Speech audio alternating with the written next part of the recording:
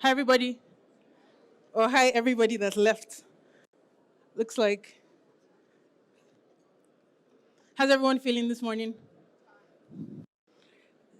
I would love to be super engaging. How's everyone feeling? Great. Okay. You tired? Why? Did you party last night? Okay. I was going to start this by telling a joke. My friend says it's not going to be funny, but if you want me to tell the joke, let me know. Tell. Okay. Great. Knock knock. Arch. Bless you. Great. It works slightly. Hi, my name is Didi. I work with Moniepoint. Moniepoint is an organization that's on a mission to create financial happiness. And we do this by building an all platform for businesses to succeed. And much more recently, their customers as well. So to give a bit of context, if you go into Nigeria today and you try to make a payment, 8 out of 10 times, this is glitching, I'm not sure. 8 out of 10 times, you'd be paying with a Moniepoint POS or paying into a Moniepoint business bank account. At Moniepoint, what I do is spend time understanding people's relationship with money and trying to build trust with them, trying to make them feel like, oh, hey, we're the guys you should use. And if I dare say so myself, we've been super successful at that. So, what's trust? Some guy smarter than me, Mayor, says trust is about being vulnerable. Vulnerable when you have no control over the outcomes. Now, if you try to make a payment online and you see payment secured by whatever, you're trusting that provider. You make a payment, or if you're trying to do something, you've never interacted with them before, you're trusting that they will deliver. And that's what trust is. But why is it even important for us to discuss this? Because over 50% of businesses fail due to a trust deficit. Think about this. You're starting a business. You've thought about sugar, guys, I'm sorry, this is going in and out. You've thought about building your product, you have your engineering sorted, you have everything sorted, but then there's this intangible factor that you seemingly have no control over at that point in time that is going to affect or break or make your business. And so it's important that as you are building, you're thinking about how do I infuse trust into the entire fiber of my organization. One says Africa is low trust. Data supports it. About 34 countries were surveyed, and people generally said, hey, be careful before you deal with people. And that's really saying, oh, I don't exactly trust the person I'm about to deal with, but okay, be careful. We've always been this way. Absolutely. I was born very many years ago, depending on how I look. You'd rather use this? Okay, right. And growing up, I would have this guy come and drop newspapers at my house every morning, and we paid the guy at the end of the month. So BNPL was a really big thing. I spoke to my mom. I spoke to a bunch of people. So going 100 years backwards as well, it was the same thing. People would go to villages, knock on their doors, and say, hey, would you like this? You can pay me when you're ready. So it was a big thing because the communities were small and people trusted each other. So think of it this way. Smaller a community is, the stronger the trust networks. And we see this a lot. We still see this today.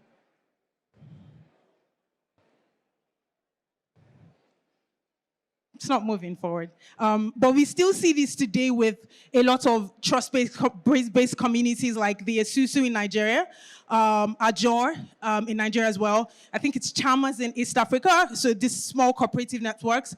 There's the Stokeville in Southern Africa as well. And so you see a lot of these trust networks that still exist. Guys, can you help go forward to the next one? The next one. Great, the next one, yeah. But then what happened over time was, as the circle so remember I said, the smaller a network is, the stronger the trust the trust bonds are. Now, as things got wider, there was development, right? People knew themselves less. What you then had was, I don't know if you, at least I grew up in Nigeria. This image, if you grew up in Nigeria, might be familiar to you. So you would have seen a store that says, no credit today, come tomorrow. And it was used by a lot of people to filter out who they would give credit to. Not because they were not giving credit anymore, but it was a case of, if I don't know you, then I'm not going to give you credit. And what else happened to trust? So way back, people felt like if you sold your brothers for a mirror, then I shouldn't trust you. We moved from being so really communal to be more individualistic, institutional weaknesses, yada, yada, yada. I'll skip that. But some other data I found really interesting was that when a company is trusted, 51% of people are willing to believe positive information about the company after hearing it once or twice. When a company is distrusted, 57% will believe negative information about the company after hearing it once or twice. And it makes you start to think about the smooth sailing you would have if you build trust early enough. Like, I don't know if my media friends are here, but we attack the media a lot. Oh, they've published this, and oh, why are you saying this? But think about the fact that if people could vouch for you half the time when the news is negative or it's not exactly in your favor, they'd be like, oh, okay, yeah, they'll be fine. So how can we fix this? It's important that we first evaluate trust through different dimensions. And I found this really cool because it helps you look at your product, it helps you look at the entire organization. Are you authentic to even start with? Like, can your product do what it says you're saying it will do? Are you able to fulfill that? Do people feel they're getting value? Yes, you're able to fulfill it, but if people are paying $1 billion for it and it should cost, and they feel like it should cost less, then they'd feel, oh, hey, these guys are ripping me off. That's the word. Not because you're not delivering, but because they think, oh, they're not getting enough value. Are you reliable? That's being consistent. So value over time. Do they feel safe? And when you mess up, sorry guys, I was going to say something, but when you have issues, do you fix up? And you see things like this, that if you're not authentic, people are going to say no. But I really love the issues part of it, because if you have issues and you fix up, you're going to go back up. So everyone knows that we're building products. Sometimes you can't control technology. But as you continuously think about trust, and as you continuously think, oh, I had a downtime yesterday, how am I fixing up? How am I ensuring that I get people back in that zone of sufficient trust? If you do that correctly, you're going to go back up. So let's talk about winning quickly. I'll give a few examples from how we've done it at Moniepoint and a few other companies that I feel have done it well. I spoke a bit about being communal. Human connection is still the strongest. There are things we will do for family. There are things we will do for people that we feel will know. And so how do you bridge trust? I think it's super important to bridge trust leveraging human connections. We've done this brilliantly at Moniepoint by building what we call distribution networks. And that means that for every business that we have, they have people that serve as that trust connection. When we're essentially leveraging the relationship those people have with these other people. So think of it this way. If I come to you today, I know that I come to you today and I tell you, hey, use my product. You would very likely not use my product if you don't know me, or it's going to take you longer. But if I tell someone to tell you, it's like it's a warm connection. In sales, yeah, you have cold calls, you have warm calls. And essentially, how do you build your tech product using a network of warm connections? I remember, I think about 2 years ago, I was playing around building a product, and I went into a store in Nigeria and told the lady, hey, I'd love to give you, it was BNPL, and I said, oh, I'd love to give you this, I'd love to give you credit. And she tells me, oh, she's like, where are you from in Nigeria? I tell her where I'm from, and she says, just leave my store.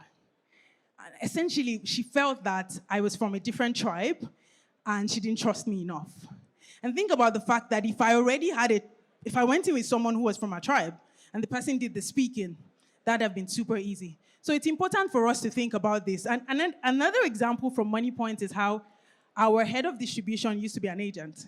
So there's almost nobody who knows the field like he does. And we do, because we've been there, we've done that, and we know what they need. Second really strong point is that social proof is a really strong asset. It's easier to build trust on the foundation of trust. And I know that we spend a lot of time. So for people who need clarity, social proof in this case is word of mouth. It is, hey, people say they love your product, and people would use your product if everyone says they love it to a large extent, right? And so a few years ago, I did a research, and it was essentially trying to track if customer reviews in marketing ads had effects. And what we realized was it significantly, after running ads with customer reviews in them, it significantly reduced our customer acquisition cost. And so it's important for us to, we do tech, nobody does testimonials like tech companies. We do it really well. But how do you use that in other materials? How do you use that in other marketing materials? It's really important for you to not leave your testimonials where they are and try to use that to build trust with your customers in other ways. Transparency and authenticity, let people in on your truth. One of my favorite companies, actually two, that do this really well. One is Paystack, the other is Piggyvest. They built the company. I remember Piggyvest was largely built on Twitter. You'd feel like you knew the founders. Paystack as well. They were super open, and you know that phenomenon where you feel like you know this guy. No, he won't do it. That's what you want to build with your customers. You want them to feel as though they know you. Did anyone see the Mark Zuckerberg video yesterday on Quest? One guy. A few people. Okay, great. It felt like he woke up. He just washed his face and did a video. And I've never seen people react so positively to a Mark video before. And it just shows us how seeming, doesn't have to be, but seeming authentic and seeming super transparent, seeming vulnerable, really helps build trust with people. The fourth one is agreed standards of operations. To be honest, guys, we can't be everything to everybody. You cannot. But it's important to lay that early on. So think about it this way. Your support function runs 8 to 5, but your customer doesn't know. And so they try to find you at 12 a.m. and think that, oh, hey, these guys can't be relied on. You can't do that. Like, everything has to be clear. This is how I work, and people would respect you for that. Finally, reward and incentives. I'm super big on incentives. Moniepoint is super big on incentives, and I'll tell you why. It's important that people within your network feel like they're getting value over and over again. And there's competition. Like a lot of people would come in and say, oh, hey, this is working. How can I do this as well? But how are you incentivizing people that are with you? How do you ensure that value they're constantly thinking? Think about the trust models, the dimensions of trust I shared earlier. We have authenticity, you had fulfillment, but there was value. And it's important to constantly remind your customers that they're getting value for what they're doing with you. Finally, I love this quote. I'm ending, so if anyone's tired. When trust was not in the room, good things did not happen. And I remember reading the backstory of the quote, and it was really about the deals the US was making. Things were easier when the other party was trusted. And so you think about, oh, hey, you're trying to raise investment. You are trying to get this B2B client. But why would they listen to you? And then tomorrow you hear, oh, they're using some other vendor. Why are they using that other business? Very likely because they have a relationship with them. So how do we build relationships? Relationships are really built on trust. How do we build relationships? That's something to think about. And just before I go, there are a few things. First is, how do your products serve networks on a large scale? It's easy to think today, oh, my customers know me, they love me. But as you grow, as that's your communal today, you've left those 30,000 people that know you. It's 100,000 people today. How are you able to maintain that strong network of trust? The second is, does familiarity really breed contempt, or does it deepen trust? And I think for tech products, it really deepens trust. If people feel like they know you, they will, trust is a lot better. People who breach familiarity make money. I think Moniepoint is making money because we've been able to do this well. And it speaks for itself, but in all, give assurance, ensure that risk is managed, ensure that trust is shared, and ensure that value is created. Thank you for listening to me. I trust that you found this insightful.